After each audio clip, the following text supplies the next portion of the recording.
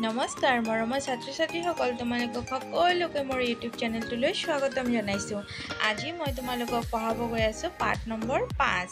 পাঠ নম্বৰ 5ৰ নাম হৈছে ভূগোল অধ্যয়নৰ আহিলা। মানচিত্ৰ মানে আমাৰ ভূগোল অধ্যয়ন কৰিবৰ কাৰণে কি আহিলা পাতিৰ প্ৰয়োজন হয় সেইটোই আমি এই পাঠত পঢ়িম।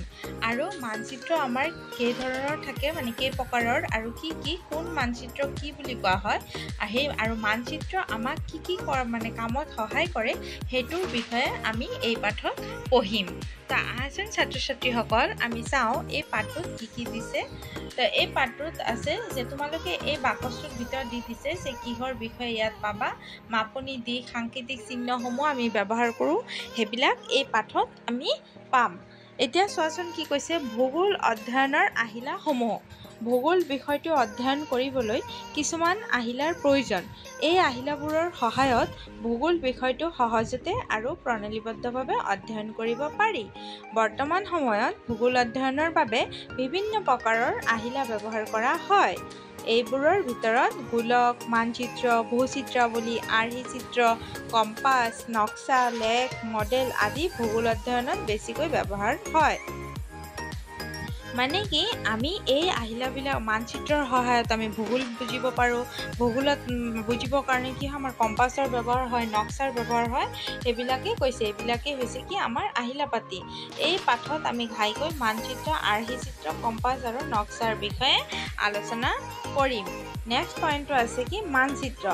আগৰ পাঠত তোমালোকে ভূগোল অধ্যয়নত গোলকৰ ব্যৱহাৰৰ কথা শিকিছা। এই গোলকৰ ব্যৱহাৰৰ ক্ষেত্ৰত কিছুমান সীমাবদ্ধতা আছে। গোটেই পৃথিৱীখনৰ বিষয়ে একেলগে অধ্যয়ন কৰাৰ ক্ষেত্ৰতহে গোলকটো উপযুক্তভাৱে ব্যৱহাৰ কৰিব পাৰি। আমি যেতিয়া পৃথিৱীৰ কোনো এটি অংশৰ বিষয়ে, অৰ্থাৎ কোনো দেশ, ৰাজ্য, জিলা, চহৰ বা গাঁও আদিৰ বিষয়ে বিতংকৈ অধ্যয়ন কৰিবলৈ লওঁ, তেতিয়া আমি গোলকৰ সলনি মানচিত্ৰৰ সহায় ল'বলগীয়া হয়। কাগজ বা তেনে কোনো সমতল পৃষ্ঠত দিশ আৰু দূৰত্বৰ অনুপাত ঠিক ৰাখি পৃথিৱীখন বা ইয়াৰ কোনো এটা অংশ সৰু আকাৰলৈ পৰিৱৰ্তন কৰি অংকন কৰা চিত্ৰই হ'ল কি মানচিত্ৰ। তো আমাৰ কি হয়, যিকোনো এটা ঠাইৰ বা দেশৰ মানচিত্ৰটো আমি কেনেকৈ কৰোঁ, যিকোনো এটা ঠাই বা এটা দেশৰ বিষয়ে যদি আমি বুজাবলৈ যাওঁ, তেতিয়া আমি কি কৰিম, গোটেই ঠাইটোতো একেলগে এটা পৃষ্ঠাতে লৈ আঁকিব পাৰিম নেকি? নোৱাৰিম। তো মানচিত্ৰত আমি কি কৰোঁ, এটা অনুমান লৈ স্কেলৰ সহায়ত আমি সেই দেশটো বা সেই জেগাটোৰ বিষয়ে আমি কি কৰোঁ, অংকন কৰি লওঁ। তো এইটোৱে হৈছে কি মানচিত্ৰ। ঠিক আছে, মানে কোনো এখন ঠাইক, ডাঙৰ এটা ঠাইক সৰু আকাৰত অংকন কৰা চিত্ৰটো হৈছে কি মানচিত্ৰ। তাৰপিছত নেক্সট কি দিছে চোৱা, যেনেদৰে কেইবাটাও পাঠ লগ লগাই একোটা বিষয়ৰ একোখন পাঠ্যপুথি প্ৰস্তুত কৰা হয়, তেনেদৰে কেইটামান নিৰ্দিষ্ট উদ্দেশ্যৰে প্ৰস্তুত কৰা মানচিত্ৰ কিছুমান লগ লগাই এখন ভূচিত্ৰাৱলী প্ৰস্তুত কৰা হয়। ভূচিত্ৰাৱলীত গোটেই ভূপৃষ্ঠ বা তাৰ একোটা অংশৰ বিভিন্ন তথ্য পোৱা যায় বাবে ইয়াক ভূগোল অধ্যয়নৰ এটা গুৰুত্বপূৰ্ণ আহিলা বুলি ধৰা হয়। মানচিত্ৰত কোনো এক ধৰণৰ তথ্য বা বহু ধৰণৰ অৱস্থান তথা তথ্যৰ বিতৰণ একেলগে দেখুৱাব পাৰি। মানচিত্ৰৰ বিভিন্ন প্ৰকাৰৰ আছে। এতিয়া মানে কি কৈছে যে আমি এটা মানচিত্ৰত কি কৰোঁ, একেলগে বহুখিনি তথ্য আমি একেলগে দেখাব পাৰোঁ। আৰু সেই মানচিত্ৰটোত আমি কেনেদৰে কোনো এটা সীমাৰেখা কেনেকৈ কাৰ লগত শ্বেয়াৰ হৈছে, তাৰপিছত কোনো এটা অঞ্চল কিমানখিনিলৈকে বিস্তৃত, সেইখিনি আমি সদায় এটা মানচিত্ৰৰ সহায়তে জানিব পাৰি বা আমি বুজিব পাৰি, সুবিধা ল'ব পাৰি ন। সেই মানচিত্ৰটোৰ সহায়ত সেই জেগাটোৰ বিষয়ে আমাৰ জানাত বহুত সুবিধা হয়। তাৰপিছত এই মানচিত্ৰবিলাকৰ আকৌ প্ৰকাৰ আছে। প্ৰাকৃতিক মানচিত্ৰ, ৰাজনীতিক মানচিত্ৰ, বতৰ মানচিত্ৰ, জনসংখ্যা মানচিত্ৰ, যাতায়াত মানচিত্ৰ, পৰিবহণ মানচিত্ৰ, কৃষি মানচিত্ৰ, উদ্যোগ মানচিত্ৰ ইত্যাদি। প্ৰাকৃতিক মানচিত্ৰত নদী, পৰ্বত, উদ্ভিদ আদি ভৌগোলিক তথ্যবোৰ দেখুওৱা হয়। এতিয়া তোমালোকে চোৱা, ইয়াতে কিন্তু এটা কি প্ৰশ্ন হ'ব পাৰে যে প্ৰাকৃতিক মানচিত্ৰ বুলিলে কি বুজা, হয়নে? তো তেতিয়া কি লিখিবা তোমালোকে? তেতিয়া তোমালোকে লিখিবা যে প্ৰাকৃতিক যি মানচিত্ৰত নদী, পৰ্বত, উদ্ভিদ আদি ভৌগোলিক তথ্য দেখুওৱা হয়, সেইবোৰ বা সেই মানচিত্ৰসমূহকে কি বুলি কোৱা হয়, ভৌগোলিক মানচিত্ৰ বুলি, প্ৰাকৃতিক মানচিত্ৰ বুলি কোৱা হয়। তাৰপিছত ৰাজনৈতিক মানচিত্ৰত কি হয়, দেশ, মহাদেশ, ৰাজ্য, জিলা আদিৰ অৱস্থান, চাৰিসীমা, ৰাজধানী, নগৰ, চহৰ আদি বস্তু দেখুওৱা হয়। তেনেদৰে জনসংখ্যা মানচিত্ৰত জনসংখ্যাৰ বিতৰণ, ঘনত্ব আদি দেখুওৱা হয়। অংকন পদ্ধতি, বিষয়বস্তু, উদ্দেশ্য আদিৰ ওপৰত নিৰ্ভৰ কৰি মানচিত্ৰক সাধাৰণ মানচিত্ৰ আৰু বিষয়ভিত্তিক মানচিত্ৰ হিচাপে ভগাব পাৰি। ইতিমধ্যে উল্লেখ কৰা প্ৰাকৃতিক আৰু ৰাজনৈতিক মানচিত্ৰবোৰক সাধাৰণ মানচিত্ৰ আৰু জনসংখ্যা বিতৰণৰ, যাতায়াত ব্যৱস্থা, জলবায়ু, বৃষ্টিপাত, অৰণ্য আদি বিশেষ বিষয় দেখাবলৈ আঁকা মানচিত্ৰ বিষয়ভিত্তিক মানচিত্ৰ বোলা হয়। এতিয়া চোৱা, তোমালোকক আহিব পাৰে যে সাধাৰণ মানচিত্ৰ বুলিলে কি বুজা বা কাক বোলে। এই অতিৰিক্ত প্ৰশ্নসমূহ কিন্তু মই নিজে কৈ দিয়া প্ৰশ্নবিলাকো কিন্তু মই লাষ্টত তোমালোকক লিখাই দিম। তোমালোকে ধুনীয়াকৈ চাই নিজৰ বহীত লিখি ল'বা দেই। তাৰপিছত নেক্সট কি কৈছে, এতিয়া বিষয়ভিত্তিক মানচিত্ৰটো হৈছে য'ত জনসংখ্যাৰ বিতৰণ দেখুওৱা হয়, যাতায়াত ব্যৱস্থা দেখুওৱা হয়, জলবায়ু দেখুওৱা, এইবিলাক হৈছে কি বিষয়ভিত্তিক মানচিত্ৰ। ইয়াৰ উপৰিও মাপনি বা স্কেলৰ ওপৰত ভিত্তি কৰি মানচিত্ৰক দুই ভাগত ভগাব পাৰি।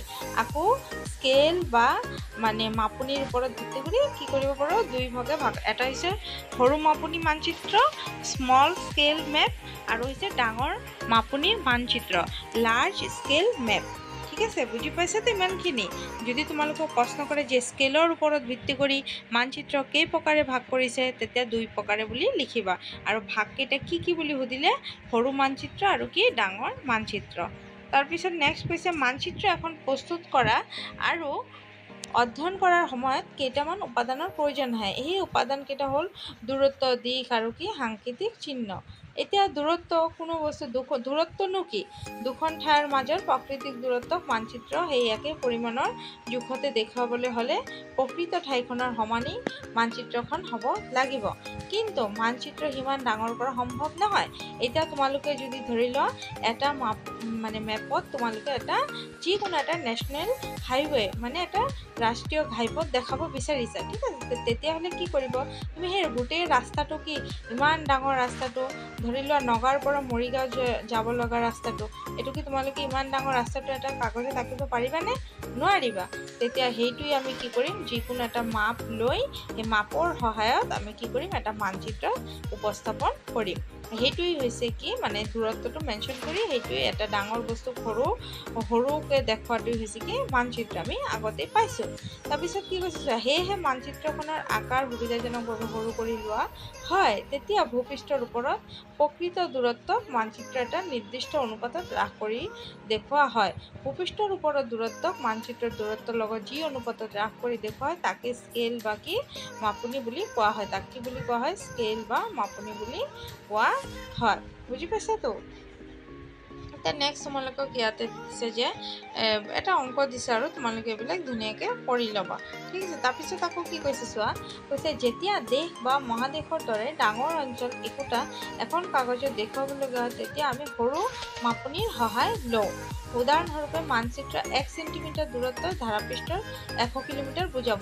মানচিত্ৰত যদি কোনো এটা ঠাই লিখিছে 1 চেণ্টিমিটাৰ, তো তোমালোকে বুজি ল'বা প্ৰকৃততে সেই ঠাইখনৰ দূৰত্ব হৈছে কি 100 চেণ্টিমিটাৰ। ঠিক আছে, এইটো এক্সাম্পল দি দিছে আৰু কোনো মানচিত্ৰত যদি লিখা আছে যে 2 চেণ্টিমিটাৰ সমান 400 মিটাৰ, তাৰমানে বুজি ল'বা যে মানচিত্ৰত য'ত 2 চেণ্টিমিটাৰ ব্যৱহাৰ কৰিছে প্ৰকৃততে সেই আচলতে সেই জাগাটোৰ দূৰত্ব কিমান 400 চেণ্টিমিটাৰ। ঠিক আছে, তাৰপিছত নেক্সট কি কৈছে চোৱা, কৈছে তেনেদৰে যেতিয়া আমাৰ গাঁওখন বা চহৰখনৰ কাগজত দেখুৱাব লাগে তেতিয়া ডাঙৰ মাপনি ব্যৱহাৰ কৰিব লাগে।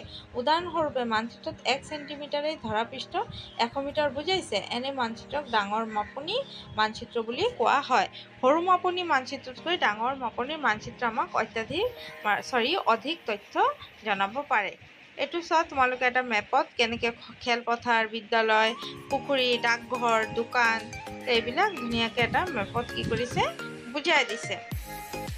নেক্সট চোৱা কি কৈছে দিশ বেছিভাগ মানচিত্ৰতে সোঁফালৰ ওপৰত লম্বভাৱে আঁকা এডাল কাৰ চিনে এন উ মানে নৰ্থ উত্তৰ আৰু বা এন মানে নৰ্থ ইংলিছত যে এন আখৰটো লিখিছে এইটো মানে নৰ্থ তাৰপিছত কাৰ চিনেৰে দেখুওৱা এই উত্তৰ আখৰটোৱে উত্তৰ দিশ বুজায় তোমালোকে যেতিয়া মানচিত্ৰ এখনৰ উত্তৰ দিশটো জানিব পাৰিবা তেতিয়া দক্ষিণ পূব আৰু পশ্চিম এইকেইটা দিশ সহজে চিনি উলিয়ায় তো আমাৰ সদায় কি কৰিব লাগে মানচিত্ৰত কিন্তু আমি পূব পশ্চিম জানিব লাগে প্ৰধান দিশ হৈছে চাৰিটা প্ৰধান দিশকেইটা চাৰিটা দি দিছে চোৱা উত্তৰ দক্ষিণ পূব আৰু পশ্চিম কিন্তু তাৰ ভিতৰতো কৈছে মাজৰ দিশবোৰ হ'ল উত্তৰ পূব দক্ষিণ পশ্চিম উত্তৰ পশ্চিম এনেকৈ কৈছে এই 5.2 তোমালোকক ইয়াতে দি দিছে চোৱা এইটো ছবিটো আঁকি দিছে তাৰপিছত কৈছে এই দিশবোৰৰ সহায়ত আমি ধাৰাপৃষ্ঠ কোনো এখন ঠাইৰ অৱস্থান শুদ্ধকৈ জানিব পাৰোঁ দিশ নিৰ্ণয় যন্ত্ৰ বা কম্পাছৰ সহায়ত আমি কোনো এখন ঠাইৰ দিশ শুদ্ধকৈ জানিব পাৰোঁ জানি থোৱা যে কম্পাছৰ চুম্বকীয় কাঁটা সদায় উত্তৰ দক্ষিণ মুৱা হৈ থাকে তাৰপিছত নেক্সট দিছে সাংকেতিক চিহ্ন বা সাংকেতিক চিহ্ননো কি এতিয়া আমি চাম তোমালোকে অৰিজিনেল কেতিয়াবা মানে স্কুলত যদি মানচিত্ৰ থাকে তোমালোকে লক্ষ্য কৰিবাচোন সাইডত এটা সৰু বাকচত লিখা থাকিব দুটা দুটা দাগ মাৰি পথ দিয়া থাকে আৰু যে এইটো ৰেল লাইন তাৰপিছত মানে লিখা থাকিব যে এইটো হ'ল সৰগ তাৰপিছত এইটো চহৰ চিম্বল এনেকৈ এইবিলাক চিম্বল যে দিয়া থাকে এইটো বুজালে গ্ৰাম চহৰ এনেকৈ মাৰ্ক কৰি দিয়া থাকে তো সেই চিম্বলকেইটা মানে চিহ্নকেইটা য'ত য'ত ব্যৱহাৰ হৈছে সাংকেতিক চিহ্নকেইটা তোমালোকে বুজি যাবা যে কোনটো গ্ৰাম কোনটো নগৰ কোনটো চহৰ কোনটো ৰাষ্ট্ৰীয় পথ কোনটো ৰেল পথ ঠিক আছে এইবিলাক তোমালোকে বুজি যাবা তো সেইকাৰণে এই ডাঙৰ মেপটোত বস্তুবিলাক বুজাবৰ কাৰণে কি ব্যৱহাৰ কৰা হয় সাংকেতিক চিহ্ন ব্যৱহাৰ কৰা হয় তো কৈছে মানচিত্ৰ এখনৰ বাবে প্ৰয়োজনীয় তৃতীয়বিধ উপাদানেই হ'ল কি সাংকেতিক চিহ্ন মানচিত্ৰ কোনো এখন ঠাইৰ ঘৰ দুৱাৰ ৰাস্তা ঘাট দলং গছ গছনি ৰেলপথ পুখুৰী কুঁৱা খেতি পথাৰ আদি তথ্যবোৰ প্ৰকৃত আকাৰ আৰু আকৃতিত আঁকি দেখুৱাব নোৱাৰি তো কৈছে গোটেই বস্তুটো আমি দেখুৱাব নোৱাৰিম এয়া চোৱা ইয়াতে তোমালোকক সাংকেতিক চিহ্নসমূহ দি দিছে দেখিছানে এই চিহ্নবিলাক চাবা কি লিখা আছে ৰেলপথ মানে ব্ৰড গজ মিটাৰ গজ ৰেল ষ্টেচন সেই RS বুলি লাষ্টত যিটো লিখা আছে এইটো হৈছে কি ৰেল ষ্টেচন ঠিক আছে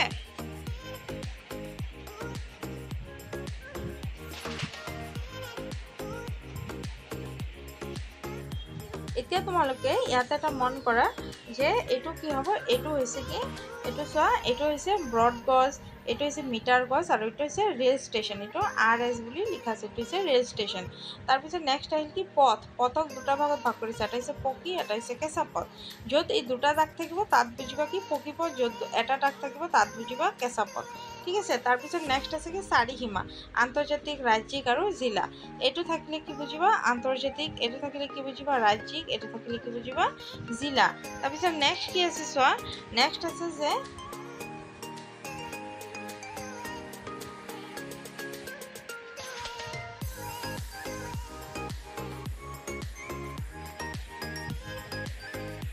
তাৰপিছত চোৱা য'ত তোমালোকে এনেকৈ নদী কুঁৱা পুখুৰী নলা দলং দেখিবা তাত বুজিবা এনেকৈ চিহ্ন থাকিলে হ'ব নদী এনেকুৱা গোল চিহ্ন থাকিলে হ'ব কুঁৱা এনেকুৱা চিহ্ন দেখিলে বুজিব পুখুৰী এইটো থাকিলে নলা আৰু এইটো হ'লে কি দলং এই চিহ্নটো সদায় কি বুজাইছে দলং এইবিলাকো কিন্তু ইম্পৰ্টেণ্ট তাৰপিছত মন্দিৰ গীৰ্জা আৰু মছজিদ এই চিম্বলটো থাকিলে হ'ল মন্দিৰ এইটো থাকিলে হৈছে গীৰ্জা এইটো হৈছে মছজিদ ডাকঘৰ টেলিগ্ৰাফ অফিচ আৰু আৰক্ষী থানা PO মানে হৈছে ডাকঘৰ পোষ্ট অফিচ তাৰপিছত এইটো হৈছে কি তোমাৰ টেলিগ্ৰাফ অফিচ ঠিক আছে তাৰপিছত এইটো হৈছে PS ঠিক আছে মানে পুলিচ ষ্টেচন তাৰপিছত নেক্সট চোৱা কৈছে জনবসতি কবৰস্থান এইটো থাকিলে বুজিবা জনবসতি এনেকুৱা থাকিলে বুজিবা কবৰস্থান তাৰপিছত কৈছে কি বৃক্ষ আৰু তৃণ এইটো কি এনেকৈ হ'লে বৃক্ষ এনেকৈ হ'লে তৃণ তো বুজি পাইছে তো এনেকৈ তোমালোকক চিম্বলবিলাক দিয়া থাকিব পাৰে ঠিক আছে বুজি পাইছে তো এতিয়া নেক্সট আমি চাম কি আছে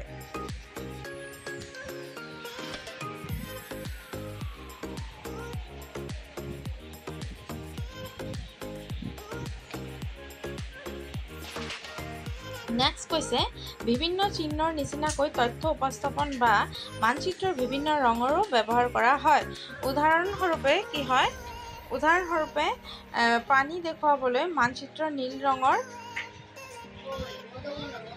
ইয়াতে চোৱা তোমালোকক দিছে যে বিভিন্ন চিহ্নৰ কৈছে বিভিন্ন চিহ্ন নিচিনাকৈ তথ্য উপস্থাপনৰ বাবে মানচিত্ৰৰ বিভিন্ন ৰঙৰো ব্যৱহাৰ হয়। তলত দেখাই দিছে যে পানী দেখুৱাবলৈ কি নীল ৰং ব্যৱহাৰ হয়, পাহাৰ পৰ্বত দেখুৱাবলৈ ডাঠ মুগা ৰং, আৰু মালভূমি দেখুৱাবলৈ হালধীয়া ৰঙৰ ব্যৱহাৰ হয়, আৰু নিম্ন সমভূমি দেখুৱাবলৈ সদায় কি হয় সেউজীয়া ৰঙৰ ব্যৱহাৰ হয়। তোমালোকে বুজি পাইছাতো এইবিলাক ৰঙৰ ব্যৱহাৰ হয়। তাৰপিছত নেক্সট কি কৈছে চোৱা, কৈছে আৰ্হি চিত্ৰ অংকন মাপনিৰ সহায় নোলোৱাকৈ। এই লাইনটো চোৱা তোমালোকে, যে মাপনিৰ সহায় নোলোৱাকৈ কেৱল পৰ্যবেক্ষণ কৰি বা মনৰ ধাৰণা বা স্মৃতিৰ ওপৰত ভিত্তি কৰি অংকন কৰা চিত্ৰই হ'ল আৰ্হি চিত্ৰ বা স্কেচ। ঠিক আছে, আৰ্হি চিত্ৰ বা কি স্কেচ, মানে এইটো চোৱা ইয়াতে দি দিছে আৰ্হি চিত্ৰ বা স্কেচ বুলিলে কি বুজায় এইটো আহিব পাৰে। তাৰমানে কি হৈছে, কোনো মাপনি নোলোৱাকেই তোমালোকেও কেৱল চকুৰে পৰ্যবেক্ষণ কৰিয়েই, ঠিক আছে, আৰু নিজৰ ধাৰণা স্মৃতিৰ ওপৰত যি ছবিসমূহ আঁকিবা সেইটোৱে হৈছে কি স্কেচ বা চিত্ৰ। সেইটোকে কি বুলি কোৱা হয়, স্কেচ বা চিত্ৰ, আৰু কি আৰ্হি চিত্ৰ। এতিয়া বুজি পাইছাতো তোমালোকে, আশা কৰিছোঁ তোমালোকে ধুনীয়াকৈ বুজি পাইছা। এতিয়া নেক্সট তোমালোকক দিছে নক্সা। এতিয়া নক্সা কি এইটো চোৱা, তোমালোকক এটা ধুনীয়াকৈ এইটো এটা নক্সা বুজাই দিছে, আৰু ইয়াতে কিছুমান এই সাংকেতিক চিহ্ন ব্যৱহাৰ কৰিছে। মই কৈ দিছিলোঁ যে এই চিহ্নটো চোৱা ব্যৱহাৰ কৰিছে, এইটো মানে কি আছিল এটা দলং। তাৰপিছত এই চিহ্নটো মানে কি মন্দিৰ, হয়নে নাই? এই চিহ্নবিলাক দেখিলে বুজিবা কি গছ আছে। তাৰপিছত এইটো চিহ্ন দেখিলে কি বুজিবা পুখুৰ। ইয়াত দি দিছে PS, ইয়াত এটা বিদ্যালয় আছে, আৰু PS মানে কি আছিল পুলিচ ষ্টেচন আছিল। এতিয়া P2 মানে আছিল কি টেলিগ্ৰাফী অফিচ আছিল, নহয় জানো? তো এনেকৈ ধুনীয়াকৈ এই নক্সাটোত কি কৰিছে বুজাই দিছে যে সাংকেতিক চিহ্নসমূহ কেনেকৈ ব্যৱহাৰ হৈছে। এতিয়া নেক্সট লগতে দি দিছে চোৱা, যে ডাঙৰ মাপনি সহায় লৈ অংকন কৰা সৰু ঠাই এখনৰ চিত্ৰই হ'ল কি নক্সা বা প্লেন।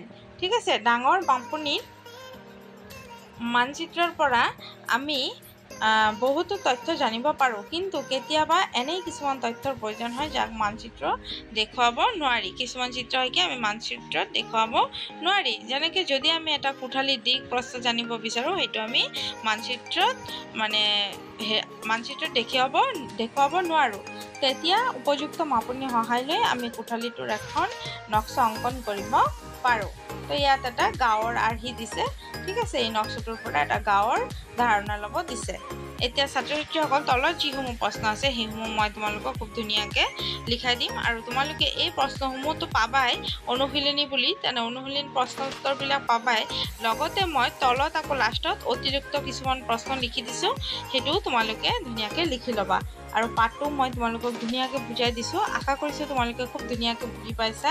যদি কোনো বস্তু বুজি নোপোৱা তেতিয়াহ'লে কমেণ্ট ছেকশ্যনত তোমালোকে জনাই দিবা, ঠিক আছে। এতিয়া আহাচোন আমি চাওঁ চবে একেলগে কেনেদৰে প্ৰশ্ন উত্তৰখিনি আমি লিখিছোঁ।